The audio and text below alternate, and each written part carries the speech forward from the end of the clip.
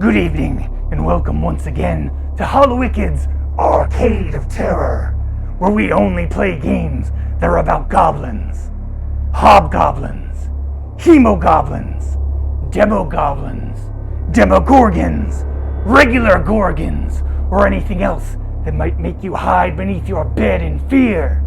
And of course, we do it all for the glory of Nazmaldoon. In an Arcade of Terror first, we'll be playing two separate games, both by the same creator. First up is Grandpa, followed by Daddy. Both are survival horror games, and Snake Mother managed to pick up both titles for less than $1 American. But is the juice worth the squeeze? Now, before we get into the game, it's that time of the year when we purge the dungeon of all the unneeded items in preparation for Sleepy Hollow's upcoming tourist season. Plenty of hikers will go missing in these next few months, and we always end up with a slew of personal effects. So, to make room for those, we're getting rid of tools, clothing, camping equipment. In the name of Nazmaldoon, most notably, I'm getting rid of the Spear of Suffering.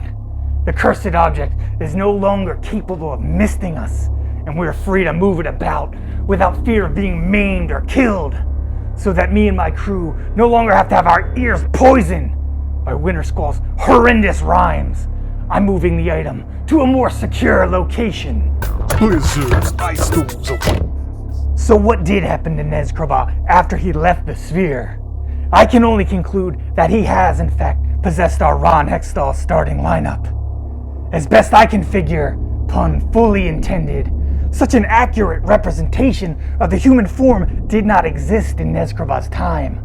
So he was simply confused when he tried to make the jump from the sphere to his new body. Either that, or he could sense the sheer chaotic nature of who this figure represents. It's no coincidence this item was here in the dungeon already. I'm well aware of Ron Hextall's reputation, and I'm a fan of his because of it. Now, for those unfamiliar, Ron Hextall was a hockey player with such disregard for the well-being of others. It's a miracle he wasn't ejected from the sport and imprisoned for all time. He took any opportunity presented to hack, slash, punch, or tackle those foolish enough to wander into his domain. And for that, I salute him.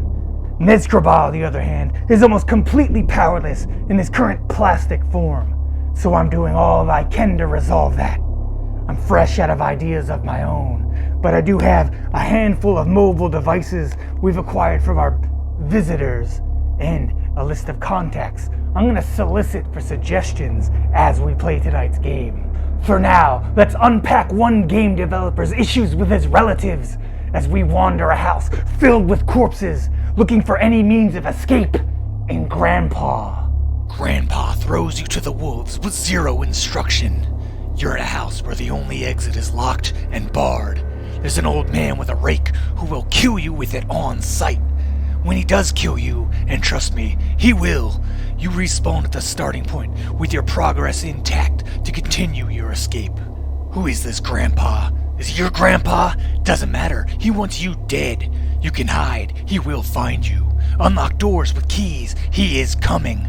Break this thing with a chainsaw. He's on the way. Crowbar your way into the elevator. Grandpa will get you. The first name on my contact list is Beatrice, Sleepy Hollow's most trusted psychic medium. Let's see if she has any ideas on how we can free Nezkraba. You've reached Unseen Worlds. This is Beatrice, spiritual medium and natural healer. For reading appointments, press 1. For directions, press 2. For exorcisms or help with transferring a spirit from an inanimate object, press 3. For inquiries on booking my band, My Two Sads, press 4. To repeat this message, press star. I do recommend you give My Two Sads a listen when you get a chance. But for now, let's check out option 3. For help with transferring a spirit from an inanimate object, press 1. For info on exorcisms, press 2. To repeat this message, press 3. To return to the previous menu, press star. Option 1 sounds eerily like what we're looking for. Let's pick that. The most proven way to transfer a spirit from an inanimate object to a living host is by ingestion. Break the object down into an edible form and have the host eat it. To end this call, just hang up. Brilliant as always. Beatrice is one of the few non-church members I know I can count on. And we tried force-feeding the object to newest recruit Scumbones, but apparently that choking hazard label is quite accurate. Our blender wasn't up to the task either, so now I'm trying to melt the figure down, see if we can get it in liquid form and just pour it down someone's throat. But the cheap plastic doesn't seem flammable at all. I don't even think it's heating up. Find the golden key to unlock the exit and use the axe to break through the bars, then never look back. You will probably beat this game by brute force in about 15 minutes. There is no ending, just the developer telling you an update is on the way. True to their word, this game is still being updated 3 years after its release. But we've conquered it and can play it no more. So let's move on to our second game, Daddy. This game is mostly just a reskin of Grandpa. Avoid the fake father who will headbutt you to death if he catches you. Search for the items needed to free your real dad and escape the house you're locked in. Daddy adds a hunger mechanic, but you can just ignore it since it's only a mild inconvenience, much like the game's only enemy. I've got the number for a man that I've known a long time, Joe Sposta. Now Mr. Sposta is a bit of a renaissance man. He's a pro wrestling commentator and authority figure. He's a podcaster and, if my sources are correct, a high-level occultist. Let's give Joe a call and see if he can help with Nezkraba. Hello? Who is this? How did you get this number? Sposta, this is Hallowicked calling from Hallowicked's Arcade of Terror. I'm looking for suggestions on transferring a soul from an inanimate object into a living host. I heard you might be able to help. I don't know why you would think that I would have any way of knowing how to help you with this. Listen, Joe, I know you're getting into some weird stuff up in that cabin in the woods. Don't hold back on me. Okay. Are you familiar with Frankenstein? Just to be clear, you are referring to Dr. Frankenstein, and not Frankenstein's monster, like some common troglodyte. The doctor, of course. Just do what he did. Connect your host to the object and get that struck by lightning. Now that could work. Good suggestion. All glory to Osmaldoon. Hey, Joe, if you get a package from me in the next few days, don't open it. Thanks, I guess. And please lose this number. Got it. I'll call you right back to let you know if it worked. There is no lightning forecast for Sleepy Hollow anytime soon, so we're gonna have to improvise with a car battery and some jumper cables. We've got the connections all set up. Swine Snot, hit the juice! Do we test this battery first? I think it might be dead. Stop! Exactly as we did in Grandpa, you need to unlock the exit and break through the barred door with an axe. The difference is, you also need your father with you to be able to escape. You will find your dad trapped in a cell that also contains a key to that very cell. Was this a trap? No, your dad's just an idiot. What is he doing? Look at this walk. We escape and get the same message that the game will be updated, and again, we can see it has been updated. Not sure what they changed, but I do respect the continued support. Just one more name on the list, and it's my own tag team partner. Flesh of my flesh, mind of my mind, the incomparable Frightmare. Let's give him a ring.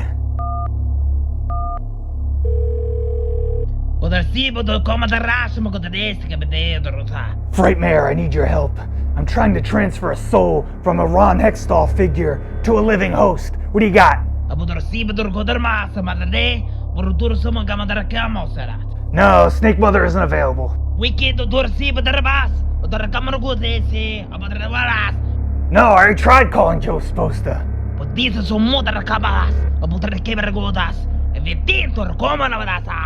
A blood ritual. So simple, I'm enraged. I didn't think of it myself. Frightmare, you've done it again. All glory, Nazmaldoon. All glory, Frightmare. And let me just add, he hung up. Prepare the blood ritual. A blood ritual may be just the ticket for freeing Nezkraba from his current imprisonment. My left hand's already got a second-degree burn from the fire, and an electrical burn from the car battery. No sense in wounding my right hand also. Here we go. Hedek matok moretai hakotomo horatakno. The words have been spoken, and more than the prescribed amount of blood has been let. Still no reaction from Nezkraba. Trash juice, I'm calling it. Give me a bandage. I'm no expert in the field of video games, so far be it for me to criticize any game too harshly. I was told if I have nothing nice to say, just say nothing at all. So consider the next 5 seconds my review of Grandpa and Daddy.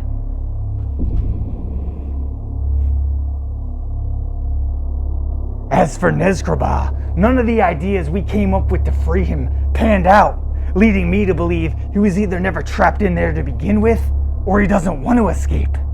In any case, I don't care anymore. Nezkraba and his cursed sphere have taken up enough of my time and attention, and it's high time we move on to more important matters, like teaching wrestlers on the internet the difference between a part and a part. Until we meet again, remember to follow me on Twitter, tune in to IWTV for the latest episodes, and subscribe at youtube.com/Arcade of Terror, where we're giving out free lessons on pro wrestling technique. And more important than any of that, all glory, Nas Muldoon. Yeah, it's a wrap. Hey, Sphere's gone. Can we start booking guests? Has anyone responded? Dan Champion? Anyone else? Just Dan Champion.